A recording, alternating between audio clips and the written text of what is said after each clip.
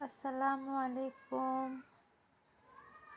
আজকে আপনাদেরকে বানিয়ে দেখাবো মলা মাছের বড়ার রেসিপি। মলা মাছ খেতে যেমন সুস্বাদু তেমন আছে এই মাছে অনেক পুষ্টি। চলেন শুরু করা যাক।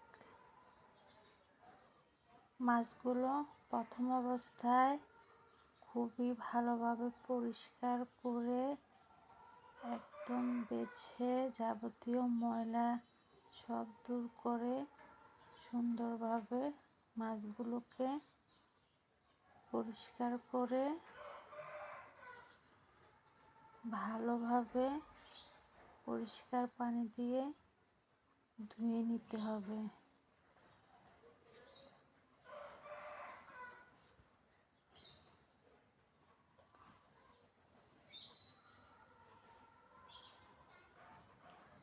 ধোয়া শেষ হয়ে গেলে মাছটাকে শিলপাটায় বেটে নিলাম। আপনারা চাইলে ব্লেন্ডারও বাটতে পারেন। তারপর বাটা মাছগুলোতে দিয়ে দিলাম মরিচের গুঁড়ো, হলুদ গুঁড়ো। মরিচ যেভাবে খেতে পছন্দ করেন ওভাবেই দিবেন। দিয়ে দিলাম পরিমাণ মতো লবণ। তারপর দিয়ে দিলাম জিরাটাকে টেলে পরে দিলাম। জিরার টালা আমার কাছে খুবই অসাধারণ লাগে, ঘ্রাণটা বিশেষ করে। পরে দিলাম পেঁয়াজ কুচি, তারপর দিলাম কাঁচামরিচ কুচি। এখানে অবশ্যই ধনিয়া পাতা অ্যাড করবেন। দিলাম রসুন বাটা।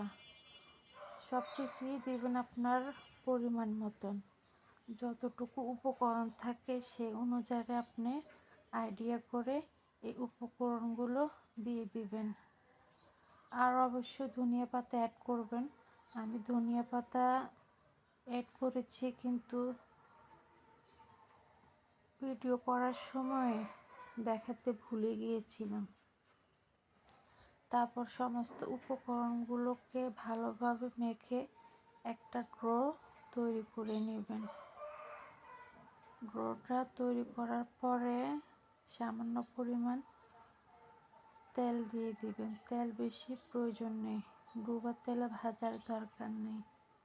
পরিমাণ মতন তেল দিয়ে দেবেন। তেল যখন গরম হয়ে যাবে তখন আমরা এক এক করে আমি কিন্তু বড়াগুলোকে একটা প্লেটের মধ্যে সাজিয়ে রেখেছি। পরে আস্তে আস্তে গরম তেলের মধ্যে চামচ দিয়ে দিচ্ছি।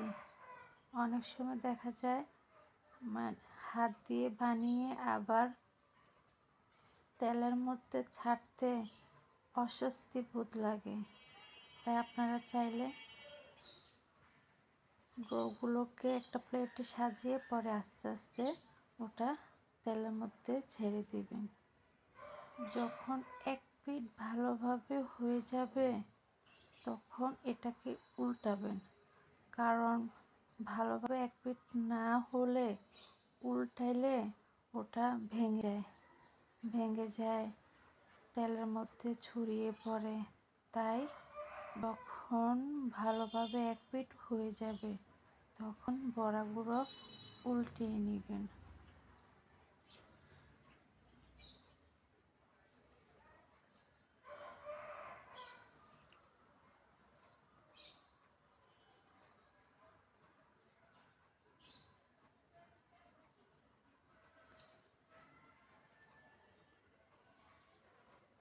বড়াগুলো যখন একদম ভালোভাবে মুচমুচোভাবে ভাজা হয়ে যাবে তখন সেটাকে আমরা তুলে নিব।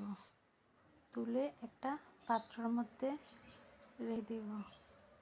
আর এই বড়া গরম ভাত দিয়ে খেতে কিন্তু দুর্দান্ত।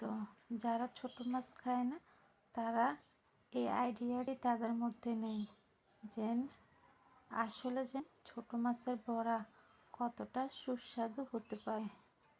গরম ভাত দিয়ে পরিবেশন করে খাবেন। ভালো থাকবেন।